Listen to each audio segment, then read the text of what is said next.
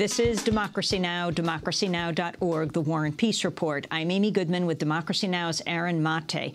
As we continue with Noam Chomsky, his latest book, 9/11, Was There an Alternative?, has been republished, well, with a new essay about the assassination of Osama bin Laden. His original book, 9/11, just months published after the 9/11 attacks, was the seminal counter-narrative to what was being said after the attacks of September 11th, 2001, as he spoke out against the attacks on Afghanistan and Iraq. Noam, we've talked about what's going on domestically now. We have talked about what is happening in Israel and Gaza and the West Bank. What about Libya? Well, there are actually two major issues with regard to Libya. The first one was it appropriate to initiate and then to implement the UN resolution, UN 1973, which called for a no-fly zone and protection of civilians? That's first question. Second question, was it appropriate for basically the imperial triumvirate, the traditional imperial states, U.S., Britain, and France, was it appropriate for them instantly to reject the resolution that they had gotten through the Security Council and to simply become pretty much the Air Force for one of the sides in the Civil War, the rebel side? Those are two quite separate issues. My own feeling was that you could have made a case for a no-fly zone and protection of civilians, but I think it's much harder to make a case for direct participation in a civil war and undercutting of possible options that were supported by almost the entire world.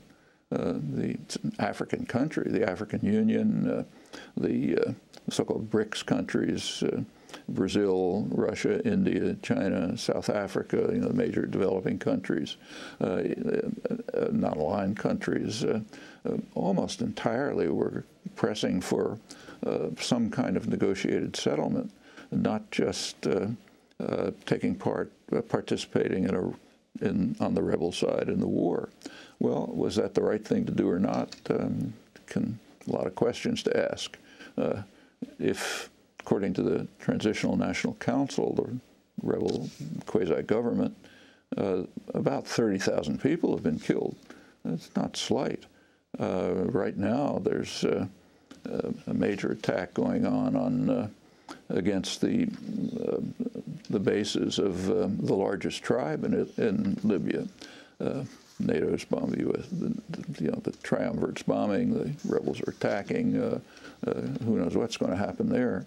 They're already, it's a very complex situation. Very few people understand it. It's a tribal society. The Western tribes, the ones that pretty much conquered Tripoli, although the people in Tripoli say they did it themselves. Those tribes are one group. The Cyrenaica, the eastern coastal regions have been, that's where the Transitional National Council was centered, have been pretty different from tribal Libya for a long time, way back to the colonial period. They were very anti-Gaddafi. There are other tribes, the loyalty and commitments of the other tribal groups is pretty much unknown.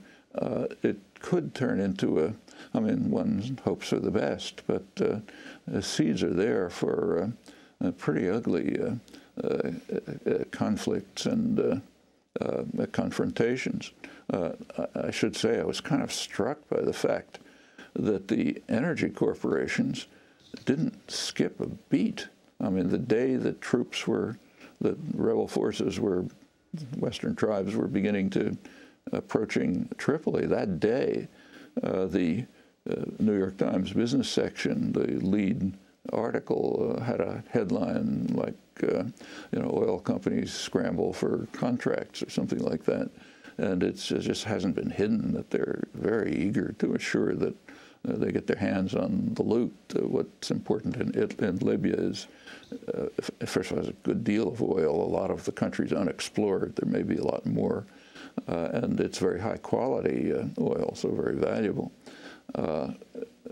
There are some reasons to anticipate that it might turn out not too badly, but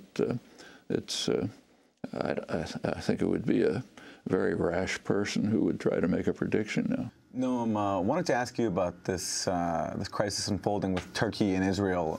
Earlier this month, Turkey expelled Israel's ambassador and other senior diplomats after the release of a UN report on Israel's attack on the Gaza-bound aid flotilla in 2010.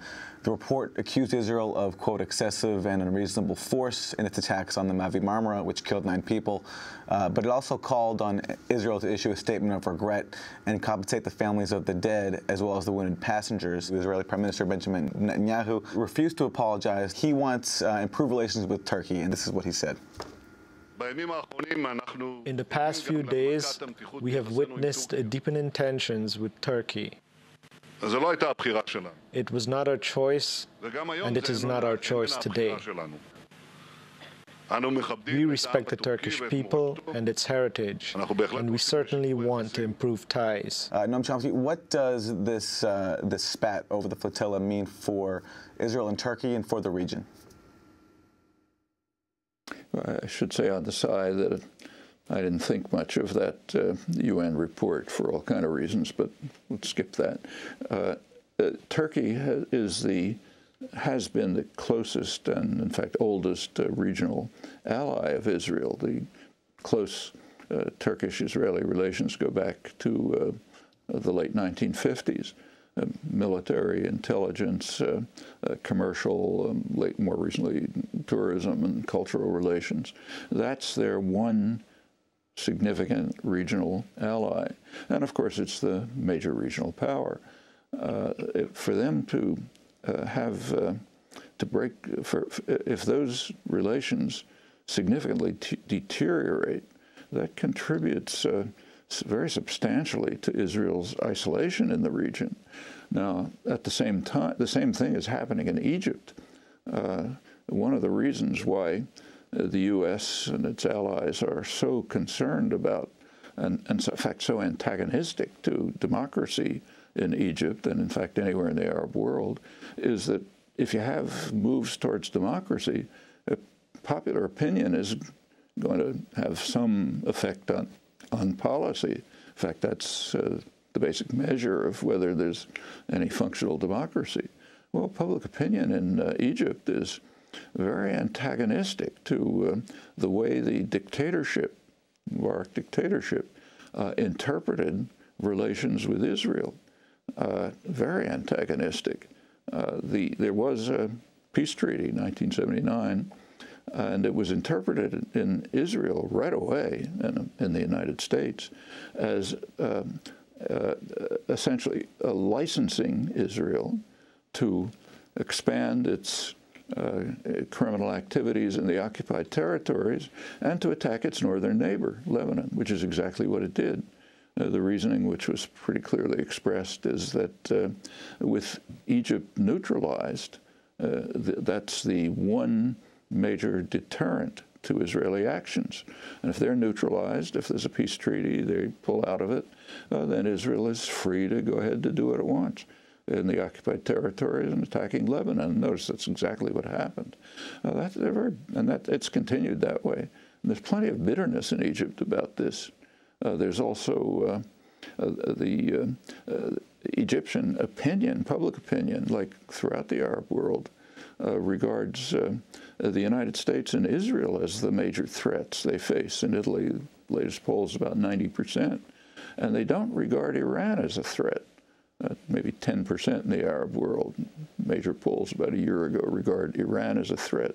In fact, opposition to U.S. policy is so strong that throughout the Arab world, a majority, in Egypt it's 80%, think the region would be more secure if Iran had nuclear weapons. Well, you know, that's not the kind of policy that the United States and Israel want to see implemented, needless to say, hence a strong opposition to the rise of any meaningful democracy. But even, and there have been successes in Egypt of the popular movements, the labor movement and others. Labor for the first, which is a core part of the uprising, goes back many years, is now organizing freely, is beginning to form independent unions and so on. Other parts of the population the press is much freer. There are some real achievements, despite the fact that the military regime is still in place. And they show up in policy.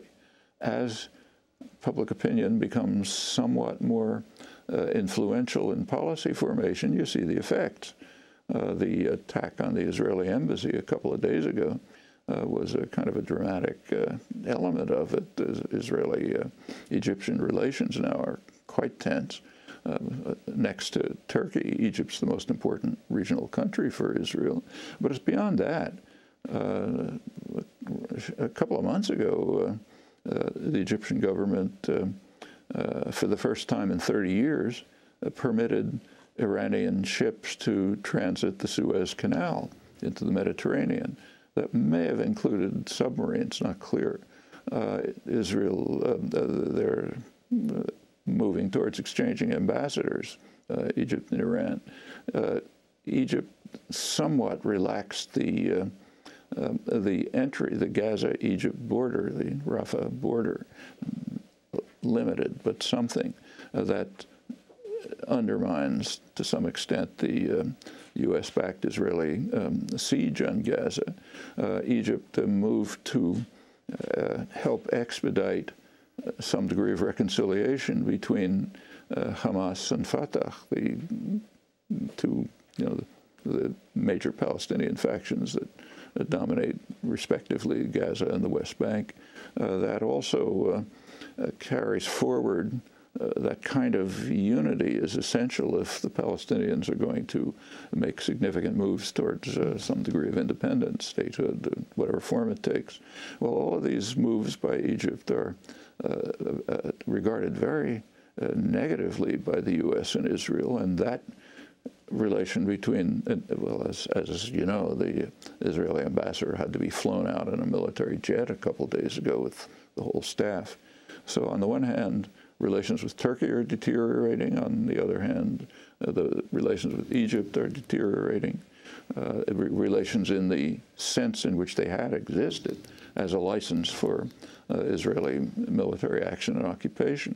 And that is leading in Israel to a rather significant reassessment of where they should go. This is coming even from the right wing. Just a couple of days ago, Dov Weissglass, close to Sharon, a very right-wing politician, urged Israel the Israeli leadership to reassess their policies towards Palestinians, towards statehood. There was a very important meeting about 2 or 3 months ago. Noam, we have to end in just 2 minutes, so I wanted to wrap for a minute by asking you 2 quick questions. One is about politics in this country. Do you see a big difference between Obama, Mitt Romney, Rick Perry? Do you think there would be a drastic change in policy if a Republican were to win in 2012 and if it were Perry or Romney?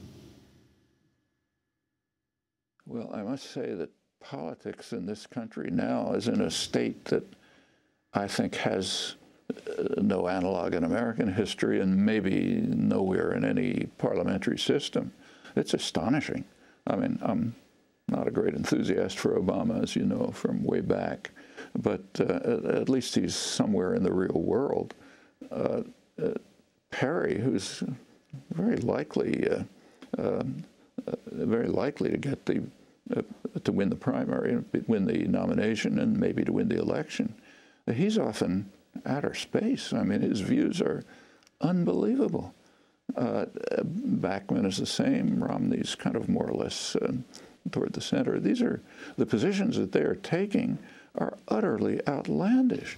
I mean, as you mentioned before, I just came back from Europe, where people just can't believe what they're seeing here, what people are saying. I mean, take one of the really crucial issues for the human species, doing something about environmental catastrophe. Well, every single one of the Republican candidates maybe not huntsman, but every major one is a climate change denier. It's kind of ironic in the case of Perry. He says there's no global warming while Texas is burning up with the highest temperatures on record, fire all over the place and so on. But it doesn't matter. It's just not happening.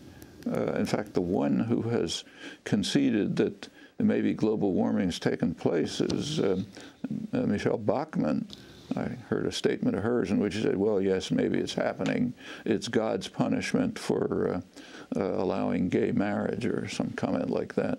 I mean, what's going on there is just off the international spectrum of sane behavior.